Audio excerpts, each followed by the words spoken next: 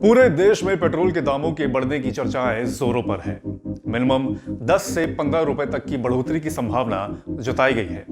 इसके पीछे Russia Ukraine की जंग भी एक कारण है।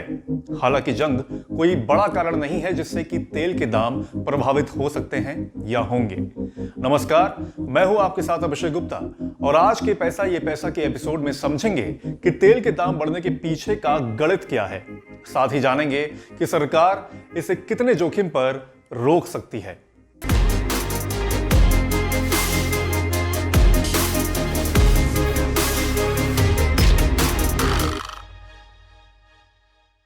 पेट्रोल के दाम आखिर में आकार लेते कैसे हैं, पहले वो समझ लीजिए। इंटरनेशनल मार्केट में घनत्व, वजन, तरलता और अस्थिरता के लगभग 160 अलग अलग तरह के कच्चे तेल का कारोबार होता है।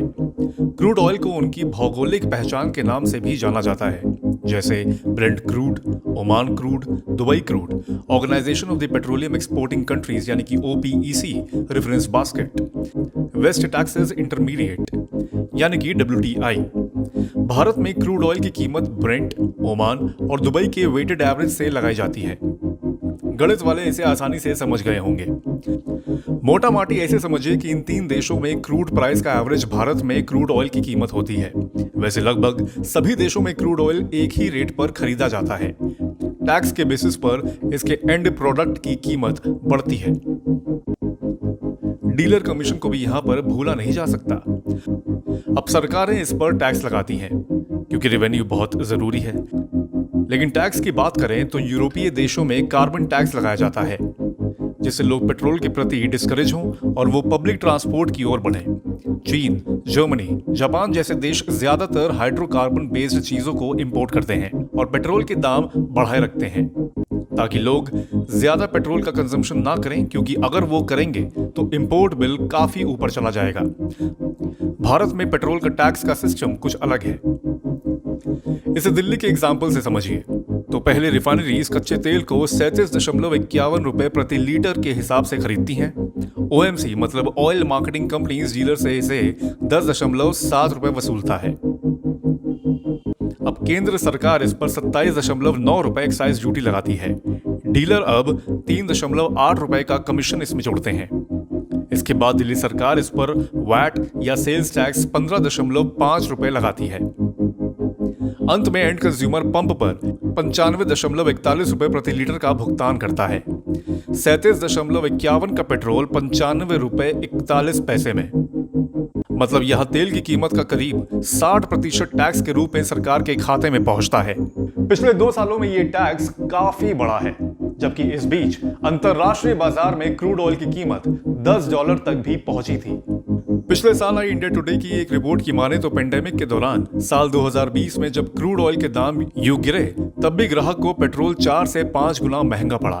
मार्च और अप्रैल में तो क्रूड ऑयल के दाम गिरने का फायदा तो ग्राहक को मिला, लेकिन उसके बाद दाम बढ़ते ही गए।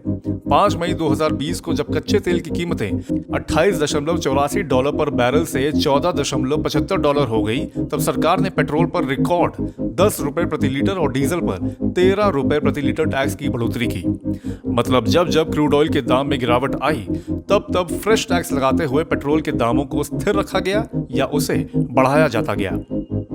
हालांकि चुनाव के चलते बीते साल नवंबर में सेंटर और स्टेट ने मिलाकर करीब 10 रुपए तक टैक्स में गिरावट की थी, जिससे दाम 100 रुपए के अंदर आ गए थे। लेकिन तब से लेकर अब तक कच्चे तेल के दाम $24 प्रति बैरल तक बढ़ चुके हैं। इसमें रूस और यूक्रेन के बीच जारी जंग भी एक वजह है।